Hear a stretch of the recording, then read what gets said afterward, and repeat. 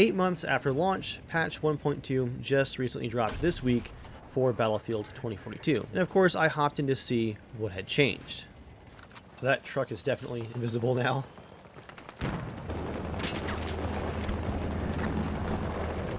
What the heck was that?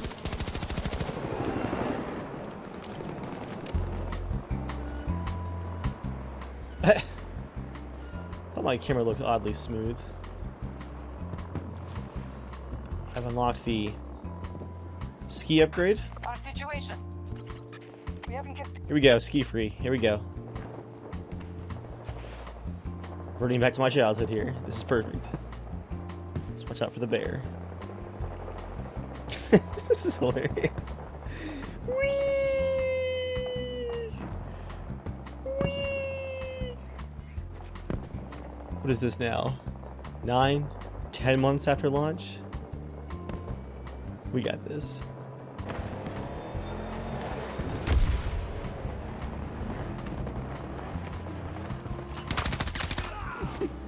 Da na na na na da da da da na na na na Echo sector has fallen to our attack. This battle is taking a toll on our forces.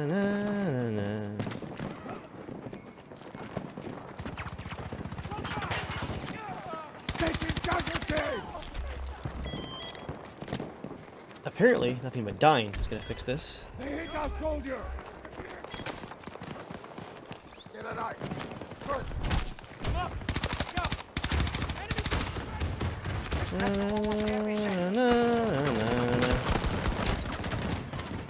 Amazing. Alright, as you guys can see, quite a few bugs with this one, and not a whole lot on the official patch notes. Some of those changes that I'll cover in this video, like the improvements to the specialist visuals, I just don't think go far enough. But before we dive into all of that, let's give a thank you to the sponsor of this video, Apex Gaming PCs. My personal PC is a Apex Gaming PC. It's my primary rig that I use for everything, including working on this video. And if you guys check out my page over on the Apex Gaming website, as an official partner, I've got 3 RangerDave pre-approved builds that you guys can pick from that can run any of the games that you see here on my channel super well. You can find all of that over on the Apex Gaming website, linked right there at the top of the description.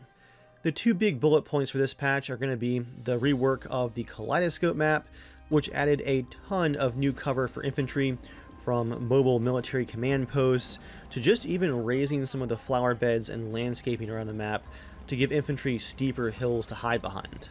The ambience of the map was updated as well, with some tracer fire and some battles happening in the sky and in the harbor just off the map, so overall it feels like there's already a battle going on once you arrive to the map, instead of it just being you guys in the server showing up to fight on a mostly untouched city. Besides the kaleidoscope map changes though, the only other big change are the initial passes of the style and tone changes for the specialists. In this case, it's only a few. You've got Angel, you've got, oh man, it's escaping me now. You know, the Russian guy, the older medic, and the cowboy. Yeah, man, when you can't even remember the names of these specialists, why do we have to get named characters for this game? I've been playing it on and off since October and still can't remember these guys' names.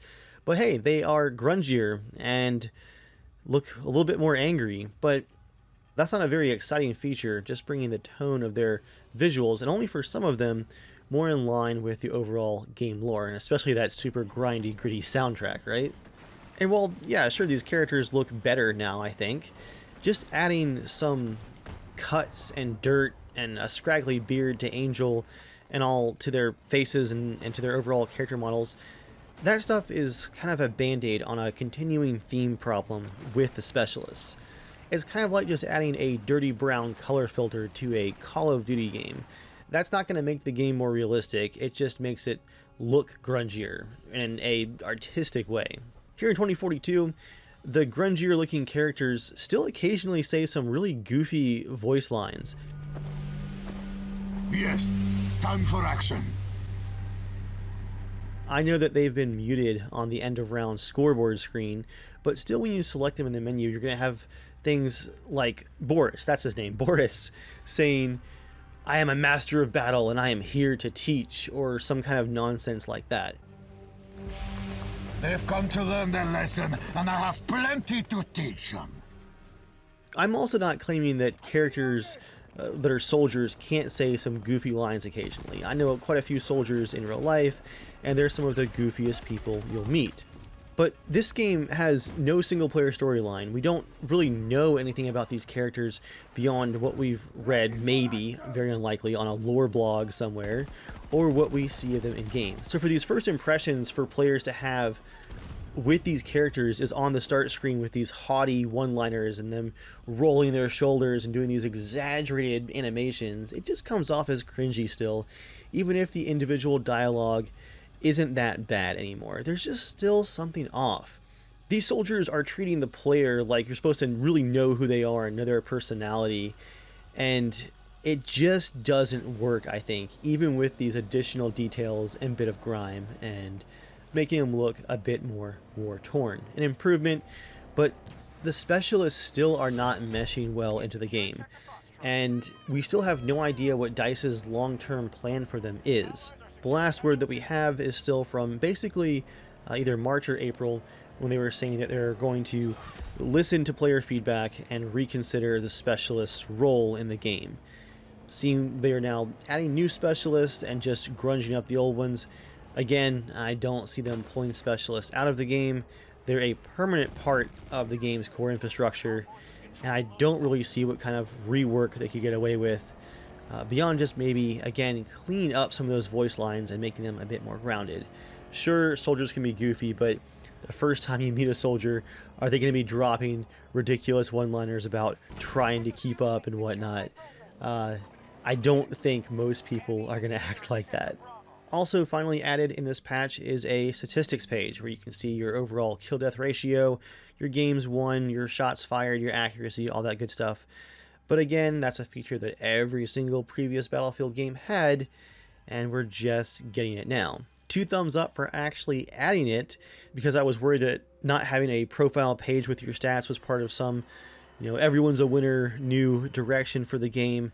But if that was the case, it's at least been scrapped, and we finally have our stats right in front of us. Beyond that, we've got some changes to the stealth helicopters. Another thumbs up here from me, just because, yeah, they needed just a bit of balancing, and I also appreciate that DICE only balanced one part of the cannons to start out with, just making them overheat faster.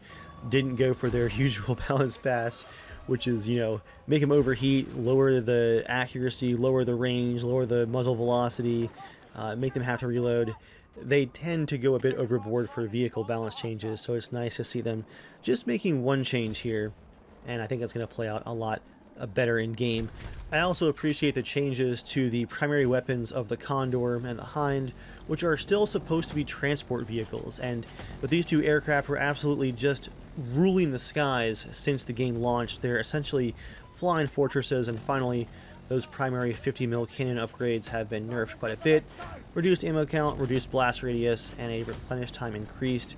So hopefully we'll see them being used as they always should have been, and that's as armed, fast transports and not circling fortresses of doom, deleting vehicles from players at will, especially in modes like Breakthrough. And that's basically it. Now, not a lot was promised for this patch, but what we have, again, still feels like the game is being designed, not updated. This is stuff that should have been caught in pre-launch testing, and some of this stuff really shouldn't have left the design table. It does seem like DICE is slowly bringing this game into closer alignment with what the community wants, but with recent leaks suggesting that we're only going to get one map for the next season, just like we only got one map for Season 1, I don't think this game has a super vibrant future. The negativity is just already out there, a lot of it for very good reason, and the game just hasn't had the updates that it needs in the time frame that it needs to overcome that massive swell of launch negativity. I still think this game needs a new foundation, scrap the specialists, and bring things back to the core Battlefield gameplay, because while 2042 can be fun in short bursts, it to me still does not really feel like the Battlefield formula in action. There's just something missing, and I know that that is very subjective, but I can easily go back to Battlefield 1 or 5 and play for hours and have a blast the whole time, whereas with 2042, I tend to walk away from most gameplay sessions just kind of shrugging and going, yeah, there was some pretty cool stuff there. It's just missing that magic. It wouldn't surprise me to learn that the focus over at the studio has already shifted to the next Battlefield game, but this franchise is really going to need a reboot to be a success.